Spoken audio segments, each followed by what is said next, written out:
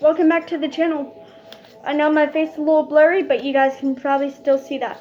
Is that okay? Here, you guys can still see me. So, today we're gonna go over intubation, and yes, I'm touching my patient, but I'm sterilized. I've been sterile this whole time, so I think it's time to continue. Alright, so you wanna make sure your patient, now your patient will be on 100% oxygen. I'll show you guys that later. So inside your masks, you need to make sure you have 100% oxygen with just a little bit of nitrous oxide. I went ahead and turned my nitrous off. And just for the sake of it, just for demonstration purposes, I'm just going to pretend the mask is on the patient. Pretty self-explanatory, right?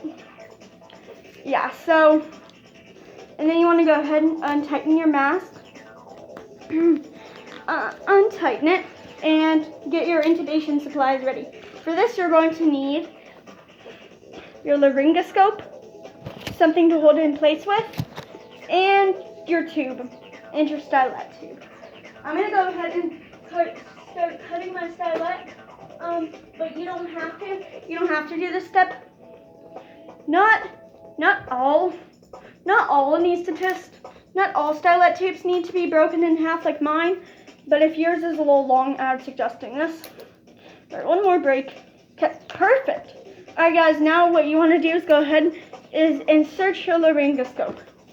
First, I'm going to go and place some lubricant on it. Just place a little bit of lubricant onto your laryngoscope. And this will just help stay in the patient's mouth longer. Right. Alright, so place the non-lubricated side down inside the patient's mouth. And make sure it just stays there. You want to hold the laryngoscope in. And then you want to go ahead. But if you want to write essays that inspire.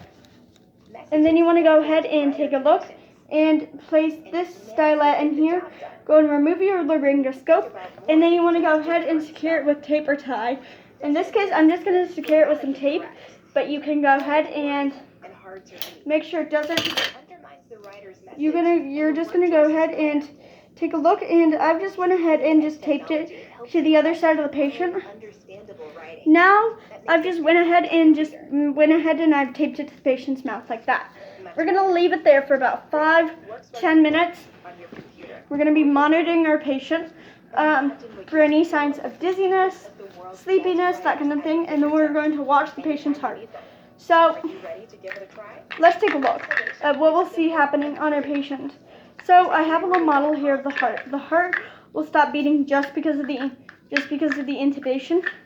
And the goal is to make sure that we can see the trachea, okay? The trachea is this little part of the organ. This little part in the neck. So, we're going to go ahead and I'm going to keep going and I'll talk to you guys later. Bye.